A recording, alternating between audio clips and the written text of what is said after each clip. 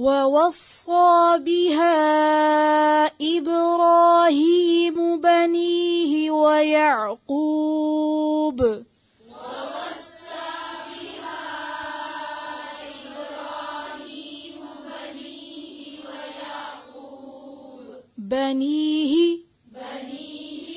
ووصى بها إبراهيم بنيه ويعقوب يا بني إن الله اصطفى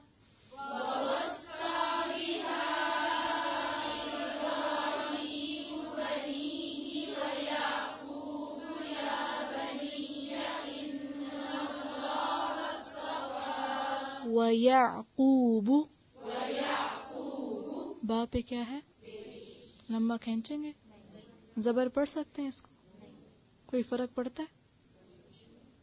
تو اس لیے اس کو بھی پیش ہی پڑھیں پھر سے ووصى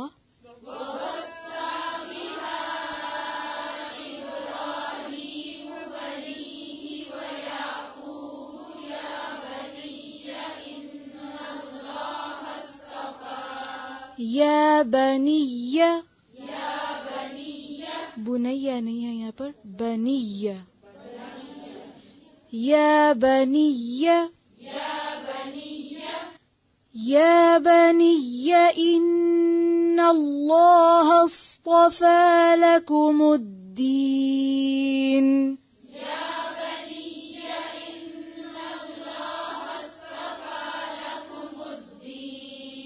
پھر سے پڑھیں زبر زیر اور پیش تینوں کو واضح کر کے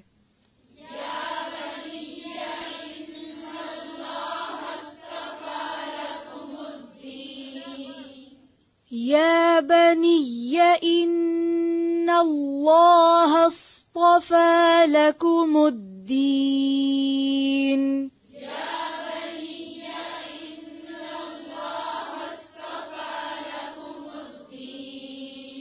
یا بنی یا لمبا نہیں ہے ٹھیک ہے صرف زبر ہے پھر سے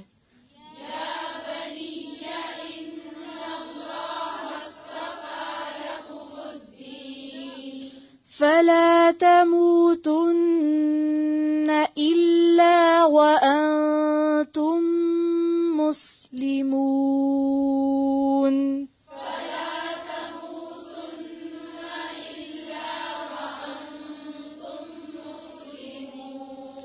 وأنتم مسلمون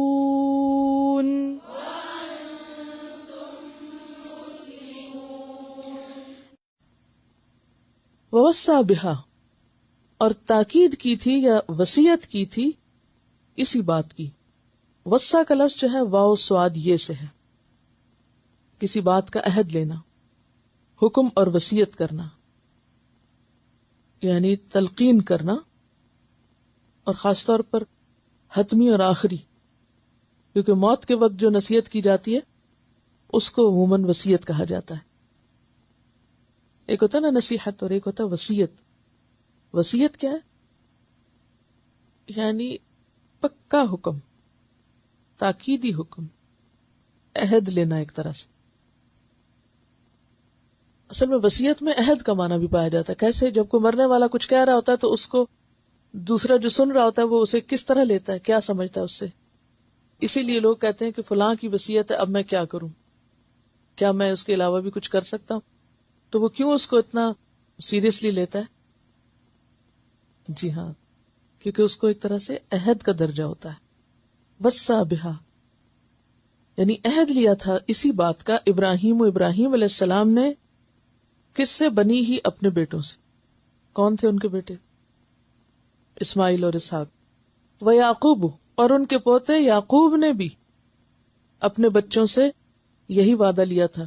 کون تھے ان کے بچے؟ بنی اسرائیل. یا بنیہ اے میرے بچوں، ان اللہ اصطفیٰ بے شک اللہ نے چن لیا. اب کیا روٹ ہے استفا کا؟ سواد پہ یہ.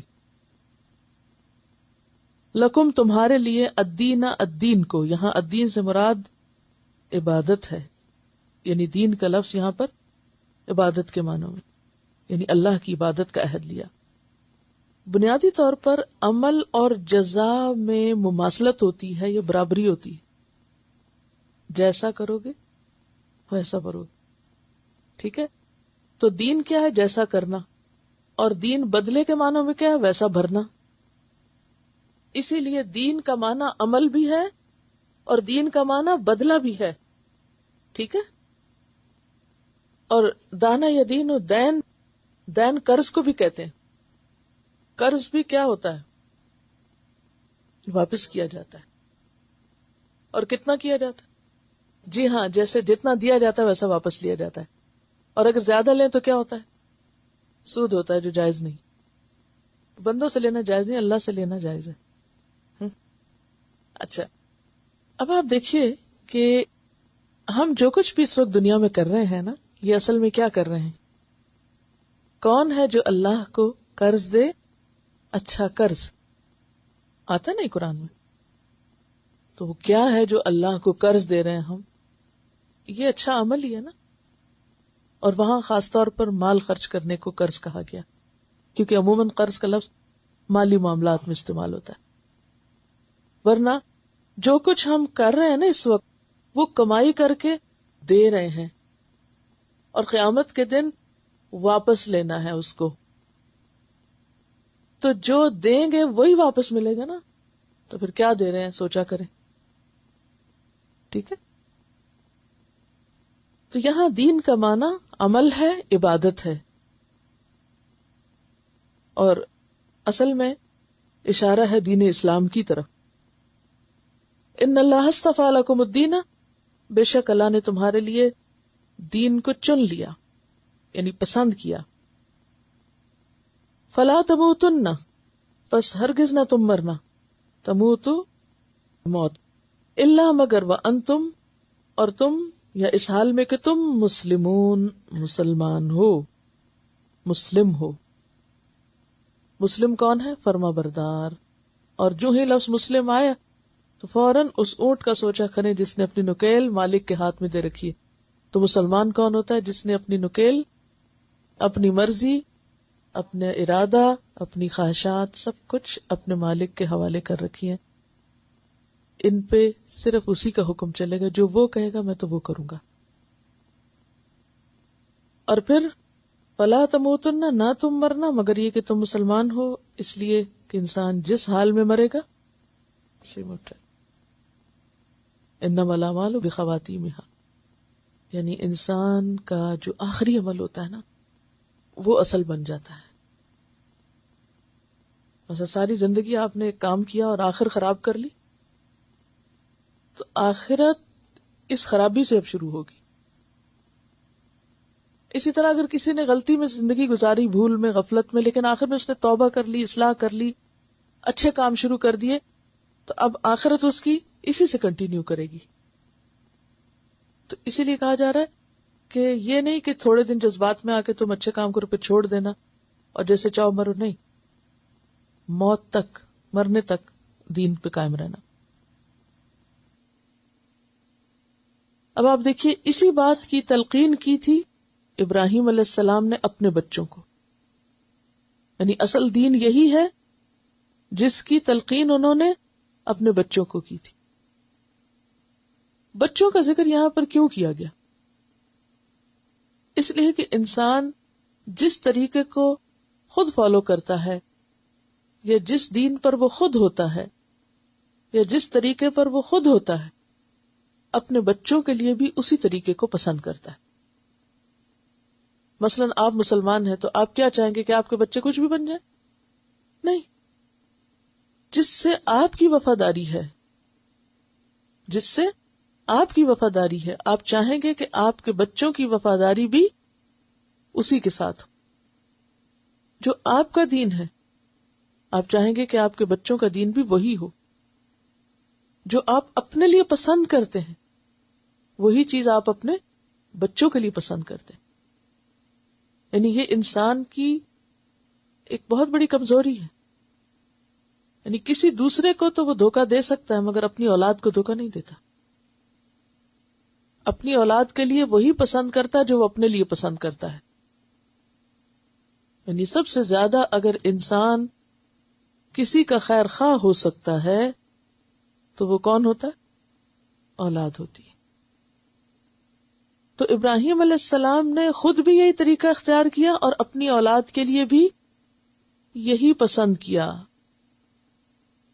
وَوَصَّى بِهَا إِبْرَاهِيمُ بَنِيهِ، ابراہیم علیہ السلام نے اپنے بیٹوں کو یہی تلقین کی تھی، یعنی اسلام لانے کی اور توحید والے دین کی. وَيَعْقُوبُ، اور یعقوب علیہ السلام نے بھی کیا کہا تھا؟ یا بنیہ، اے میرے بچوں. اشارہ ہے کس کی طرف؟ بنی اسرائیل کی طرف. اے بنی اسرائیل، ان اللہ اصطفیٰ لکم الدین، بے شک اللہ نے تمہارے لیے الدین کو چن لیا. الدین سے مراد یہاں کیا ہے؟ دین اسلام. جیسے سورۃ آل عمران کی آیت 19 میں آتا ہے ان الدین عند اللہ الاسلام، کہ اللہ کے نزدیک دین کون سا ہے؟ اسلام ہی ہے، صرف اسلام.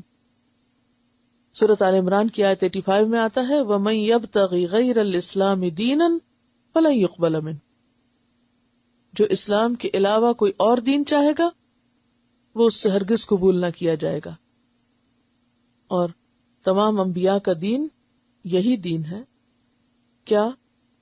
کہ ایک اللہ کی اطاعت کی جائے، توحید اختیار کی جائے. فَلَا تَمُوتُنَّ، بس تم ہرگز نہ مرنا، الا وانتم مسلمون، مگر یہ کہ تم مسلمان ہو. یعنی اپنے بچوں کو بھی دین اسلام اختیار کرنے کی انہوں نے تلقین کی.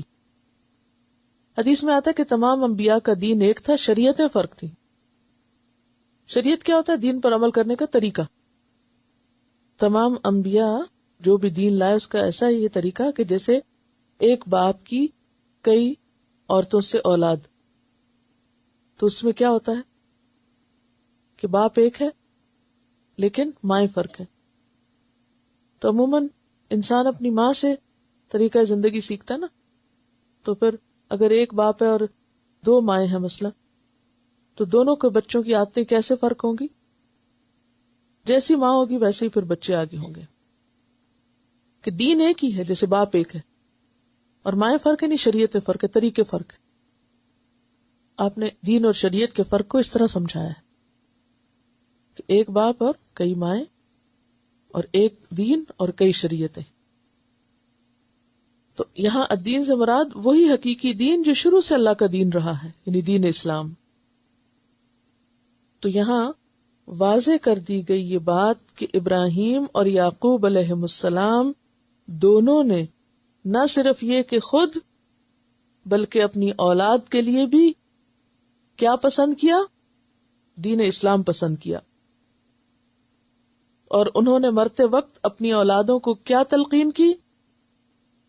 فَلَا تَمُوتُنَّ إِلَّا وَأَنْتُمْ مُسْلِمُونَ، ہم جا رہے ہیں دنیا سے حالت اسلام میں، تمہیں بھی یہی طریقہ اختیار کرنا ہے کہ مرتے وقت تک مسلمان بن کے رہنا ہے. یعنی اس راستے میں کوئی بھی مشکل اگر آئے، کوئی بھی رکاوٹ آئے، تو اس کی وجہ سے اپنا دین نہیں چھوڑ دینا، اسی دین کو اختیار کیے رکھنا. تو پیغمبروں نے کیا طریقہ اختیار کیا؟